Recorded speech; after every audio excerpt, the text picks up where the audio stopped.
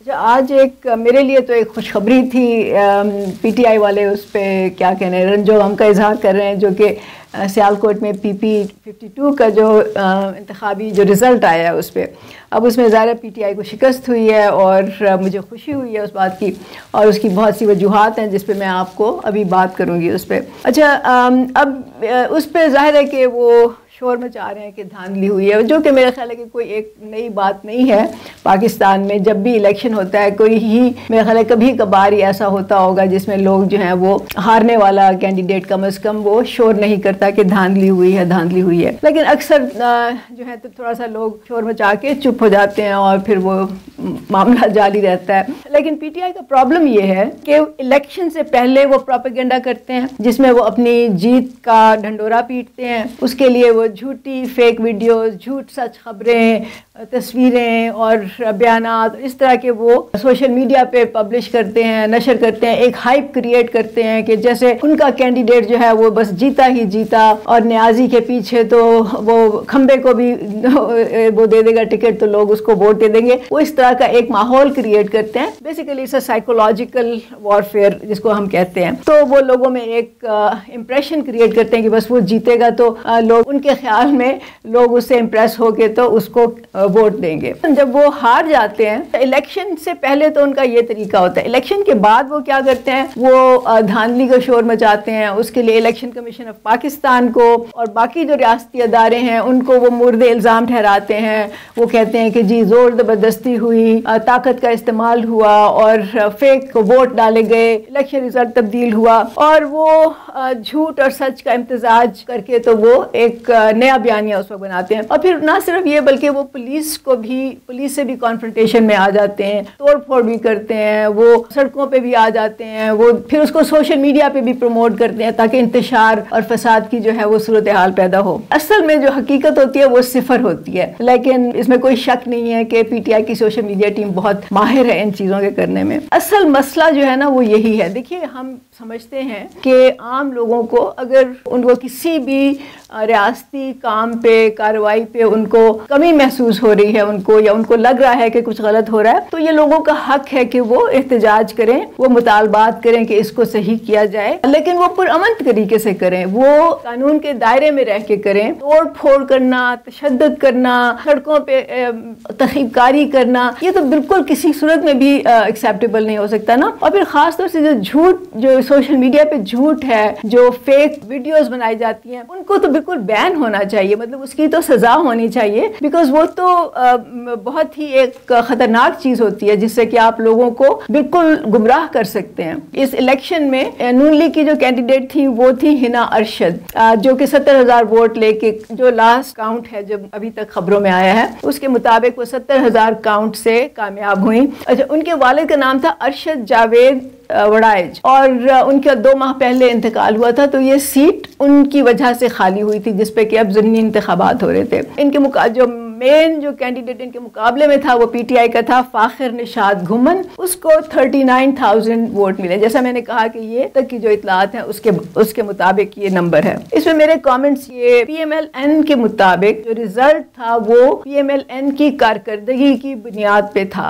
उनके ख्याल में मरियम नवाज जो है वो बहुत बेहतर परफॉर्म कर रही हैं, वो सूबे में अच्छा काम कर रही हैं और इसकी वजह से पीएमएलएन जो है वो जीत गई है। ये बात मेरा ख्याल है कि एक हद तक दुरुस्त भी है। अब जाहिर है कि हम पीएमएलएन के भी खिलाफ हैं, मतलब हमारा तो पूरी अशराफिया के खिलाफ हमारी तो जद्दोजहद है ना। तो नून लीग जो है वो पूरी उनकी जो जमात है वो अशराफिया से भरी है, तो हमारा तो उनके साथ डायरेक्ट मुकाबला है। लेकिन फिर भी मैं ये कहूँगी कि मरियम नवाज की कारकर्दगी उस्मान बुज़दार की कारकर्दगी से कहीं गुना बेहतर है। उस्मान बुज़दार के ज़माने में तो आपको सबको मालूम है लाहौर तो एक कूड़े का ढेर बन चुका था, यहाँ पे करप्शन का वो बाजार गर्म था कि मेरा ख्याल है कि पंजाब की तारीख में कभी इस तरह से नहीं हुआ, हालांकि यहाँ भी करप्शन बहुत होती है। फिर ये था कि इमरान खान की नाक के नीचे उनकी जो बेगम साहिबा थी और जो एक दोस्त थी गोगी, वो मिलके उन्होंने एक लूट मार मचाई हुई थी। यहाँ पे तो ओहदों की तैनाती पे करोड़ों जो थे वो रिश्वत ली जाती थी, दी जाती थी। इनके कहा जाता है कि बुशरा बीबी साहिबा, उनके बच्चों ने जायदादें बनाई। पूरा सुबह जो था वो एक आप समझ लें कि उसकी हालत बहुत ही खराब थी। तो उसके मुकाबले में तो मरियम नवाज डेफिनेटली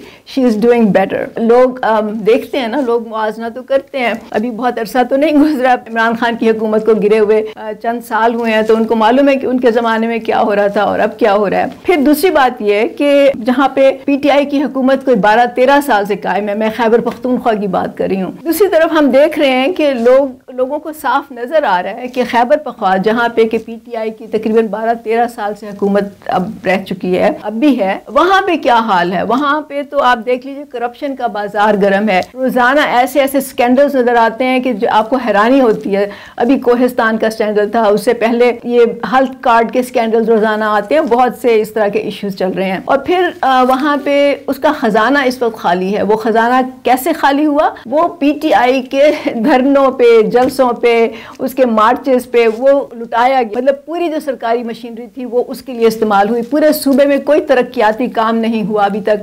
अभी जो रमजान गुजरा है वहाँ उसमें पता नहीं कितने अरब रुपयों का उस पर खुर्द-बुर्द का और करप्शन का इल्जाम है। तो लोगों को सब ये नजर आ रहा है ना, मतलब KP के लोगों को तो नजर आ ही रहा है, लेकिन पंजाब के लोग भी तो देख रहे हैं ना, पूरा मुल्क देख रहा है, क्योंकि वो एक केस स्टडी है। PTI की हुकूमत तो उनको नजर आ रहा है, उनको फर्क पता चल रहा है। मैं तो ये कहूंगी कि अगर किसी को ये बात समझ नहीं आ रही तो उसकी दिमागी सेहत पे शक करना चाहिए। नेक्स्ट जो मेरा पॉइंट है वो ये कि लोग अब ना इससे तंग आ गए हैं, मतलब फसाद, इंतशार की सियासत से, सड़कों की सियासत से। रोज़ाना जलसे हो रहे हैं, एहतजाज हो रहे हैं, रोज़ाना लोग बाहर निकल रहे हैं। अब उससे मईशत का कितना नुकसान होता है? मईशत ऑलरेडी हम उस प्रॉब्लम में हैं, उससे आम लोगों को कितना नुकसान होता है? मतलब जो दिहाड़ीदार लोग हैं, आप समझ लें अगर सड़कें बंद हो जाए, कारोबार बंद हो जाए, तो कितने खानदान हैं जो कि जिनको रात का फाका करना पड़ता होगा उस दिन। तो ये इन लोगों को समझ में नहीं आ रही बात। फिर इसके अलावा लोग स्ट्रेस का शिकार हो जाते हैं। जब मईशत खराब होती है तो जुराइम में इजाफा होता है, लोगों के आपस में झगड़े बढ़ते हैं, खानदान तकसीम हो जाते हैं। ये उसके साइड इफेक्ट्स होते हैं जिसको कि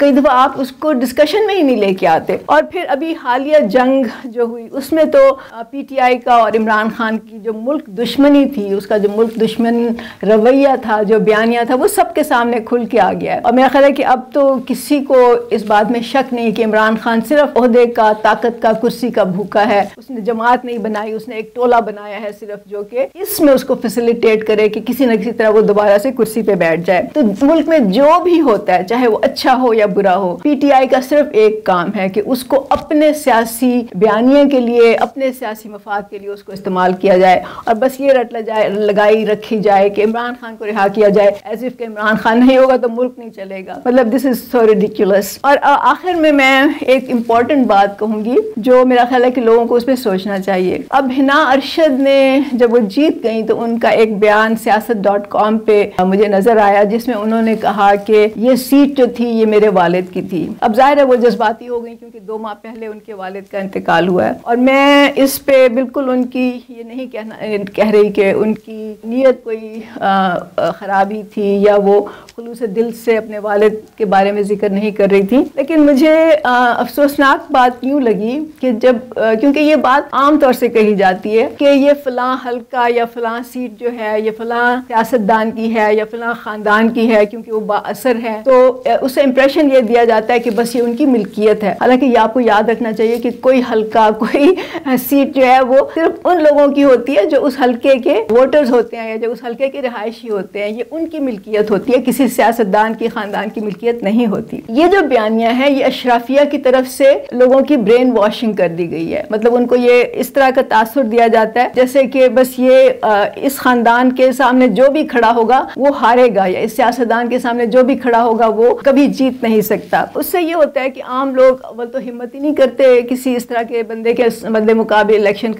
में खड़ा होने की, और अगर कर भी लेते हैं तो उसको अपने ही लोगों से चारों तरफ से आवाजें आनी शुरू हो जाती हैं कि तुम कभी जीत नहीं सकते, तुम्हें शिकस्त होगी। डिस्करेज किया जाता है उसको बजाय उसकी हिम्मत अफजाई करने के। तो ये एक तरीका है जिससे कि जो कि साइकोलॉजिकली लोगों को ये बताया जाता है कि तुम कुछ नहीं हो, तुम्हारी ना वैल्यू है, ना वक़्त है, ना तुम्हें हिम्मत है, ना जुर्रत है, ना तुम्हारा हक है कि आप ये इलेक्शन लड़ो और आप जो है सियासतदान बनो और आप इलेक्शन लड़के असेंबली में जाओ, आप में तो ना सलाहियत है, ना तजर्बा है, वगैरह वगैरह। इसको हम चैलेंज करते हैं, हम इस बयानियों को चैलेंज करते हैं और हम नहीं समझते कि किसी को भी ये कहना चाहिए कि फलां हल्का फलां खानदान का है या फलां सियासतदान का है। और ये हम समझते हैं कि हर एक का, हर आम इंसान का जो वहाँ वहाँ रहता है उसका हक है कि वो इलेक्शन लड़ सके उस सीट पे। तो जवाद साहब ने बराबरी पार्टी तो कायम ही इसलिए की है ना कि आम लोगों को सियासत में लाया जाए, आम लोगों की नजरियाती और सियासी ट्रेनिंग करके उनको लीडरशिप में लाया जाए, उनको इलेक्शन लड़ाया जाए ताकि वो उन सीटों पे जाके बैठे जो उनका हक है। तो आम लोगों को हमारी बात ये बहुत गौर से आप सुने, क्योंकि हम समझते हैं कि